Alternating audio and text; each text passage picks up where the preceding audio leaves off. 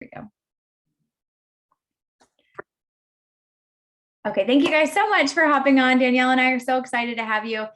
Tonight we are going to be talking about mindset, and I want to just open in a quick prayer and just be able to come together and if that tends to not be your thing, I want you to close your eyes and just think of something you're grateful for. So, dear Lord, thank you so much for allowing us to come together, for allowing us to take a minute out of our busy lives and focus on ourselves. Mindset is so important. We ask that you guide us in being able to deliver words that are going to really help the women that are on here joining us really speak to their hearts. And I just ask that you fill us, that you grace us with your presence, and this be something that a lot of us can take away and leave better than when we met. So thank you so much for today. Thank you so much for all of our blessings. Thank you for our struggles that are eventually going to be our strength.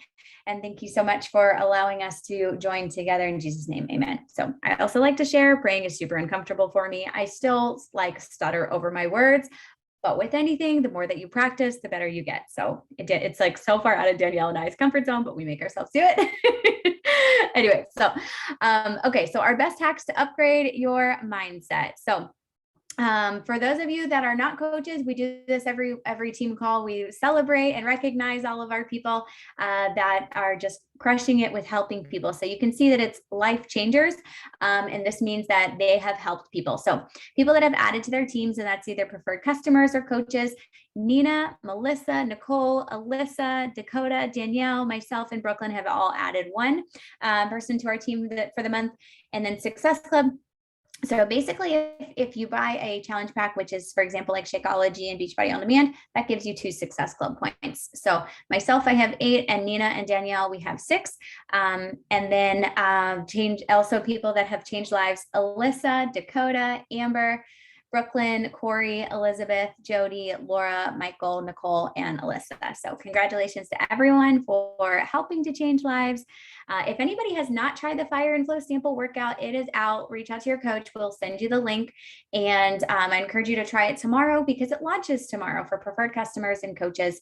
And it launches in June 7th, I believe. Danielle, on your birthday, for anybody that's not preferred customer and coach. Okay. And then in our team pages, we've shared some info today that you can take a look at. So today we're talking about mindset. And I think that this is so important, because mindset, you can change your mood just by focusing on this. And so we're going to talk about, how your thoughts are so important. But the good thing is that we have control over that. So what gives you energy? So, we were in a conference one time and somebody said, "Oh, what gives you energy?" And the speaker's asking, and people are yelling, "Food." And then he goes, "Well, okay, good answer. But think about this. What happens after a Thanksgiving dinner when you ate a lot of food? What do you feel tired, right? So maybe not. What about sleep? Well, yeah, I would think that too. But if anybody has ever, and as I'm like writing this, I'm laughing because I'm like, there's probably a bunch of moms on here, like 10 to 12 hours. When is the last time I slept 10 to 12 hours? But if you ever have slept 10 to 12 hours, when I was a couple weeks ago, we were sick and I slept for 12 hours and I just felt like more zonked. And then somebody else said thinking, and like, yes, 100% yes. It's actually your thoughts that give you energy. Your energy is almost completely dependent on what's going on in your brain. And this is all good news for us, because even though we have those subconscious thoughts that sometimes are more obnoxious than others, we can retrain our thoughts. So your thought processes dictate your energy and your emotional state. All right, Danielle, go ahead and take your side. Yes. Okay. So branching off of energy. So before we dive into this call, we're talking about mindset and energy. So I want you to shift your mindset. And if you're going through a burnout season right now, or you're going through a tough thing in your life, whatever you're battling, remember that every breakdown is a sign of what you're about to break through. And I did a reel not long ago about how even plants have to grow through dirt in order to bloom, right? So we all have to go through those hard times in order to develop in who we are. I want you to think about an analogy with energy. So I have on here, I'll talk about that in a minute, but we're looking for a new church family right now because we live 45 minutes from the church we've been members at for 10 years. And so I'm going to use pastors as an example. If you go visit a church and the pastor starts preaching and he's just that, really monotone voice, and everything he says is it's just hard to connect to him. Or let's say he preaches for 2 hours. I've been there in college. I went to a church and every sermon was 2 hours long. I don't know how people sit through that, but let's say you go to that church and you get that vibe that whole time. And let's say next week you go to a different church to try out, and the pastor is so full of life and happy and energetic and excited to preach. And everything he's saying, he's like speaking right to you. You're like, yes, oh my gosh, I feel that. That's me. What is going to happen from that? You're going to love that church. Chances are you're going to be like, ooh, I really loved that church. I loved that sermon. The energy was dramatically different. Same thing if you think of a coach with so much energy and excitement for their business versus a coach that has zero energy, just does the same thing every day, maybe rarely shows their face on their stories. You've got a whole different energy. People are going to feel that joy and vibe. I can think of one instance in my business that I didn't have that energy. I was pregnant. I couldn't vibe with bar blend. It was just never my vibe, right? And so I couldn't find my mojo and I had no energy. And then Let's Get Up came out and it changed everything. Literally, I've been a coach for 9 years and it became my favorite program so fast. I was so excited to work out, even while 9 months pregnant. I loved every bit of it. And everybody felt that energy, right? Like my story views changed, my followers changed, my Success Club numbers changed, my business, everything changed. And it was simply because of how I changed. Energy is so, so important. Okay. Okay, so there's 3 ways that you can change your state of energy, like here and now. If you're in a funk, I was in a funk today. I literally had to walk away and took this and applied it, and I just felt different. Okay, so number 1 is your language. The word you use to describe your experience becomes your experience. I'm going to use sending invites for an example. Oh, I'm just so tired of being told no. Or I'm so tired of the scale not moving as fast as I want it to. What is that going to do? It's going to describe your experience and how you're feeling and the funk that you're in, and it's going to bring you down. It might result to go into the fridge or go into the snack cabinet because of the stress and the emotions you're putting onto yourself, because the language you're putting out there. So change your language, then change your focus. What you focus on becomes how you feel, and where focus goes, energy flows. If you are always focused, if you have the news channel on all day long, what are you going to think? You're going to think this world is crashing down and there's no good people in the whole wide world. But if you're focused on the people that are out trying to build a kingdom for his glory, and you're focused on optimism and happiness and choosing to look at the optimistic sides of everything and the positivity in life, your energy is going to be totally different. So change your focus on the way you're viewing things. Okay. The scale. How far have you come? Would you, if you're struggling with the scale or whatever your progress, would you go back to day 1 right now? Would you go back? If your answer is no, then be proud of the progress and where you're at right now. Number 3 is physiology. We all know that exercise, nutrition, and mindset is going to improve your physiology, which is going to change all of these things. It's going to pour over in all those other attributes of your life and improve them. So changing your energy starts with these 3 states. And I want you to do that, especially if you're in this funk energy feeling right now before this call, because we're about to lift you up. All right, go ahead, April.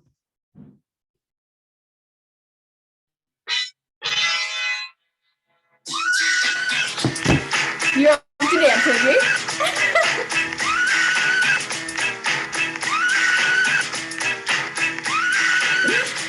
Okay.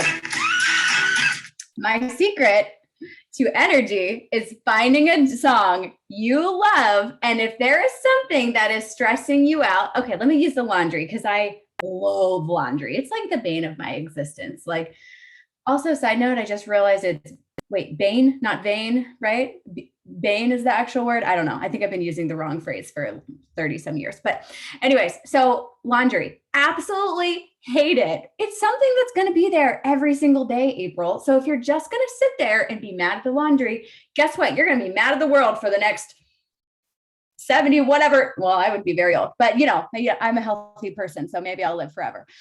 Years that I'm on the planet every day. Same thing with unloading the dishwasher. It was one of those tasks that I just did not like doing. So now what I do before there's something that I'm like, well, one, you have to change your mindset because you can decide to be angry and annoyed, or you can do something that brings you joy. So now while I'm doing my laundry, I'm listening to either some fun music, I'm dancing, or I'm listening to an audiobook or a podcast or something that is bringing me life. So I wanted to start with that, with everyday tasks, finding the joy in that. And another thing that I'm really growing in my faith the last few years, has like God has really been showing me, is to find joy in the monotonous day-to-day mundane tasks. And so, putting on worship music, or just like having a conversation with him, like thanking him, praising him while I'm doing those things, it can take those annoying tasks that I don't like doing, that like stress me out, and be something that's cup filling. So that was just a side note.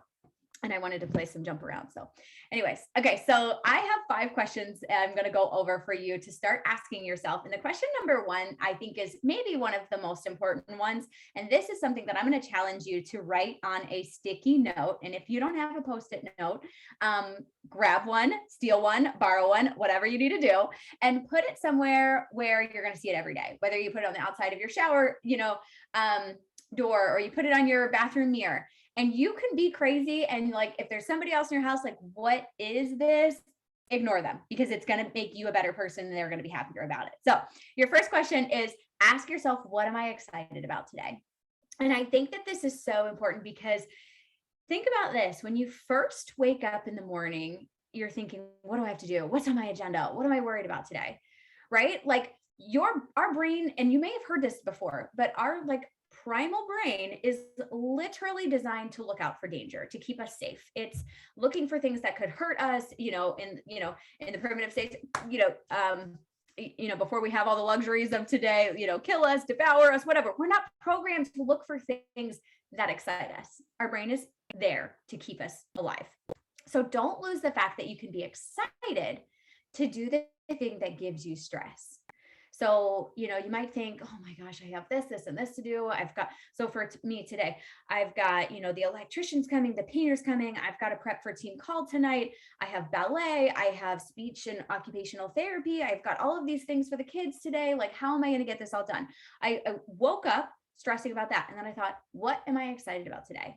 And I could turn that same thing that I'm stressed about into a gift. I am so blessed that I get to be home to take my kids to, services that I'm blessed to be able to financially afford.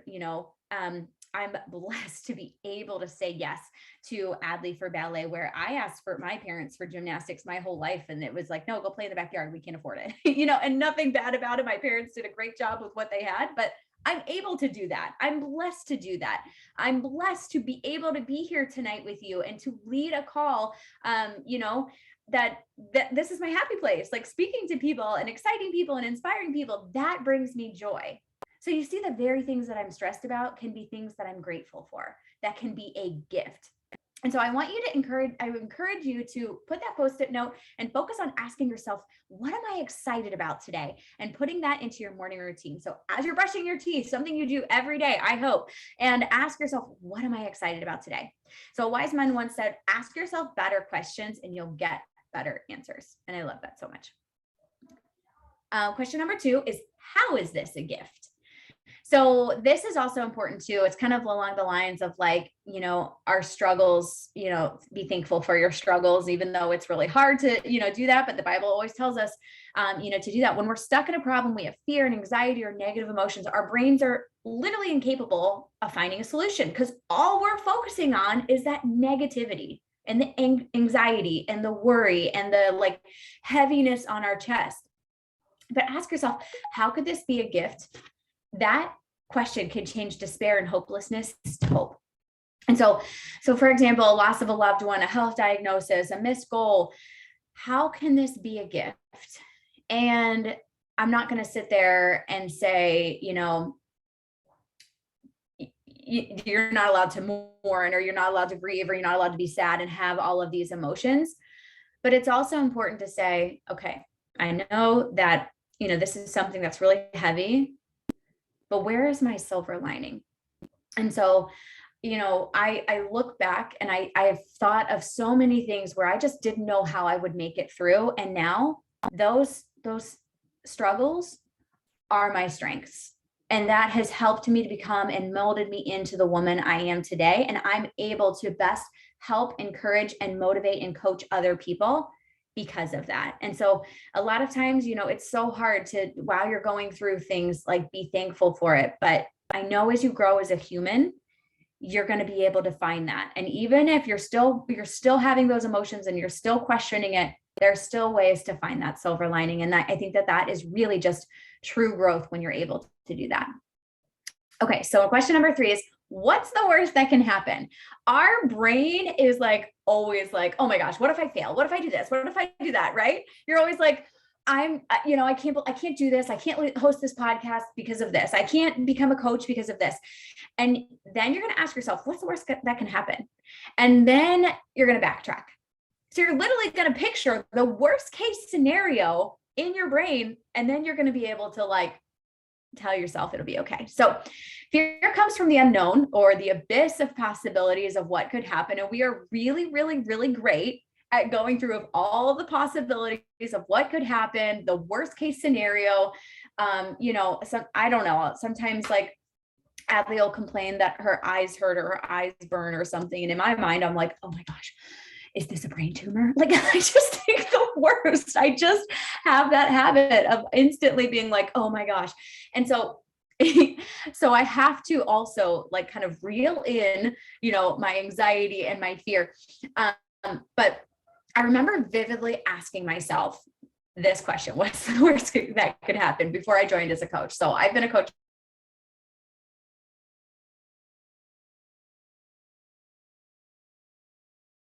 It cost $180 up front. My connection is unstable. Are you guys hearing me okay? You froze for a quick second. Okay. All right. Let me know if it gets wonky again. So my coach is asking me to start a business, and the meal plans and the tools to start a business. And I'm like, I'm working 3 jobs. I'm barely making 30 grand a year. I have $90,000 in debt. And the thought of putting it on an almost maxed out credit card was just absolutely debilitating me. And I asked myself this question. I said, what's the worst that can happen? And so I said, okay, so maybe I sign up, I give it 6 months to a year, I see what I think. And if it's not for me, I just quit. So what's the worst that could happen? I said, yes, $180 is a lot of money to me, but also, what other option did I have in starting a business for only $180? That we always say, this is like the blessing and the curse of this business. A blessing is you could start a business for only $160. But then it's like, do you treat it like a business because it was only $160 instead of $100,000 you invested into a gym? And so I started saying to myself, what other way could I start a business for only this amount? And so worst case scenario, I enjoy the workouts, the shakes, the meal plans, or maybe I don't love them, but I do get healthy for myself, but I decide coaching isn't for me. That's not going to be the biggest mistake of my life. That's going to be okay. And so in 9 years, I think I've had 2 people ever return their Shakeology and not love it. So I really stand by the fact that, I love our products. It's helped me so much. And I was such a skeptic in the beginning because I was so broke that it was so scary to me. But then I started asking myself, what's the worst that can happen? And if that happens, I'll just pivot. And I said yes, and I've never looked back.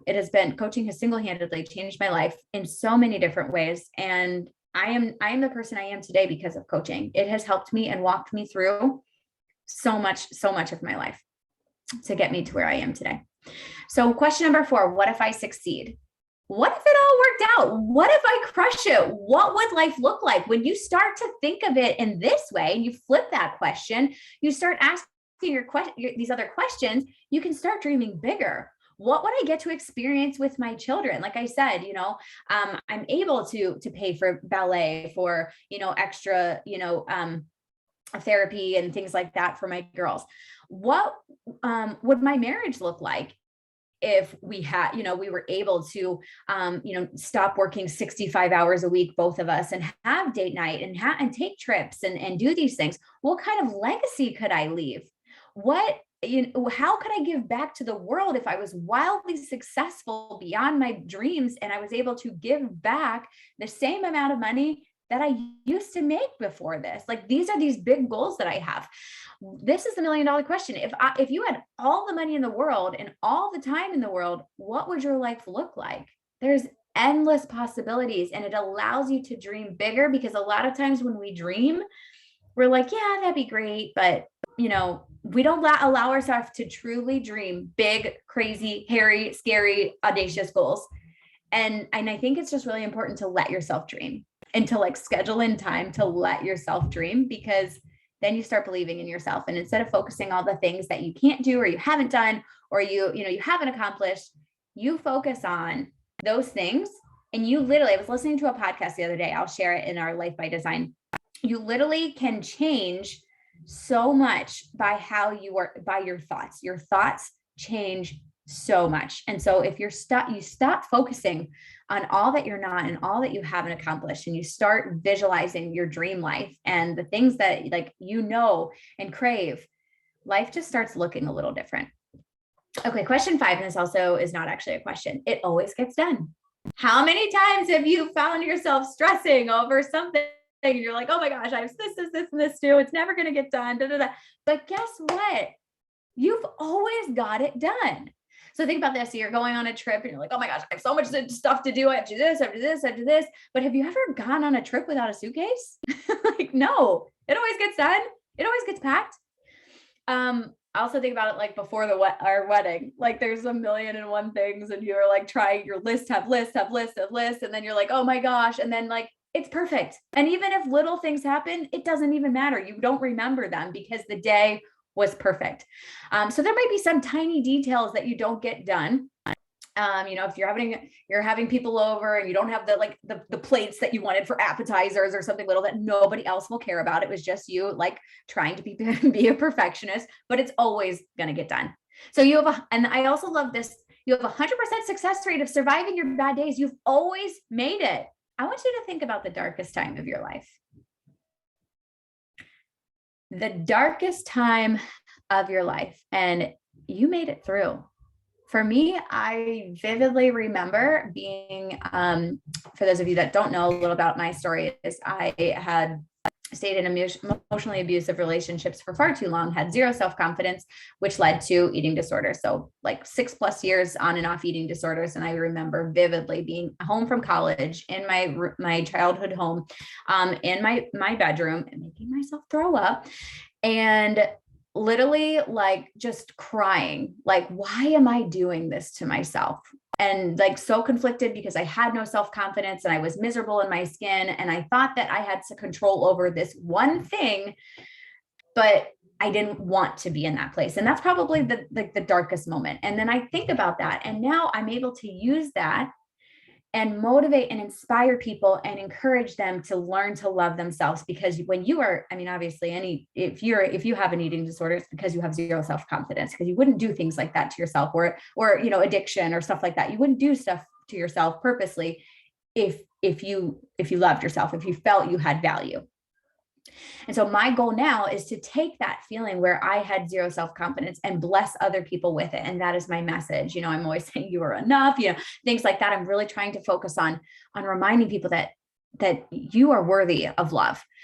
So anyway, so it's a little bit of a rampage there. Chances are it's going to be fine. It's going to get done. When your mind goes to overwhelm and you're focused on the negative, even your subconscious is focusing on all that, that is when you're going to feel. So if you're focusing on the negative, all you're feeling is negative.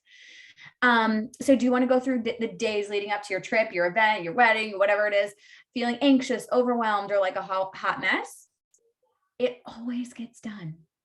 So instead of focusing on all of that, focus on how excited you're going to be, how much fun it's going to be, the experiences that you're going to have. And I also like to think about Christmas, because I think so many times we focus so much on, the meal, the, entertaining and the gifts and this and that. And, like it becomes this like overwhelm of thing that you have to do, when it's such a blessing that we get to celebrate the birth of Jesus. And if we overcomplicate it, we focus on all these things that we have to do, and all these like lists, that checkbox that need checked off. Whereas like, this is the greatest gift, the greatest day we get to celebrate, so anyways, I just like to, focus on that, it always ends up filling your cup. It always ends up being perfect. So I'm going to recap real quick. And if you didn't write these down, you can either take a screenshot or we'll share the recording for this. But your 5 questions to recap are: 1, what am I excited about today? And that's your sticky note homework. How is this a gift? What's the worst that can happen? What if I succeed? And I also love this one because I love visualization. I love dreaming. I love just being able to allow yourself to dream. It always gets done. So that is all that I have.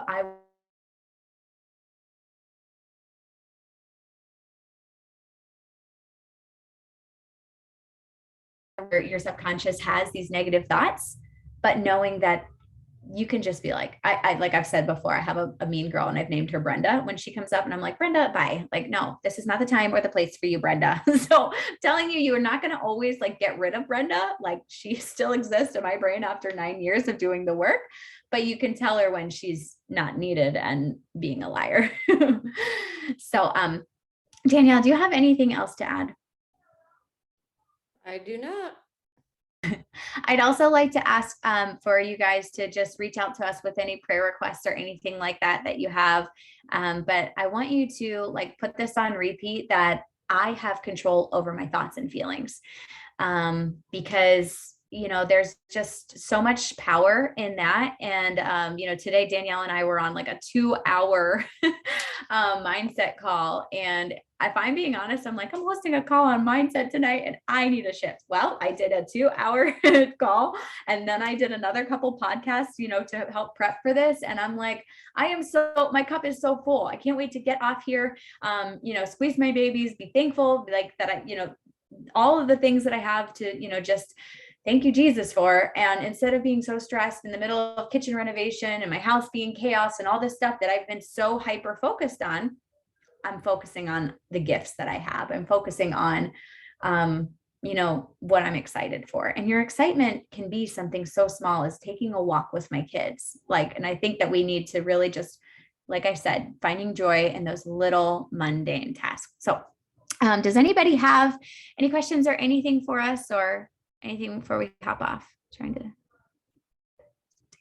you're outside playing when it's doing it. Okay. Oh, we're glad you were here, Julie. Okay, let me stop the recording and then we'll take a picture.